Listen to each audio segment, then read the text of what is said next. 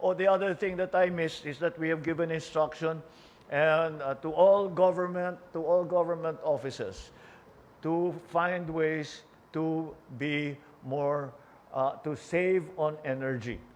That applies, ito, panawagan ko na rin ito sa taong bayan.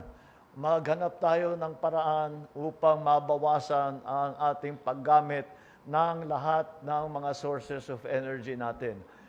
Ito ay hindi pa, kagaya ng sabi ko, sapat naman ang supply natin.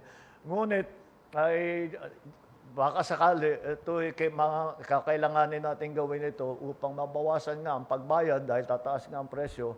At hindi lamang sana sa government offices, but we have issued a directive to all the government offices to find ways, to find ways to save energy in every ways. Yung mga unnecessary travel, yung mga carpooling, yung mga bagay-bagay na ganyan. And these are things that that the general public can do.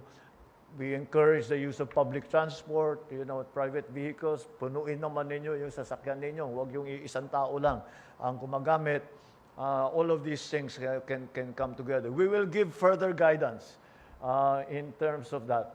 We will give further guidance. We will make public service announcements to make suggestions to people kung ano yung pwede pa nilang gawin para mabawasan ang kanilang paggamit ng energy.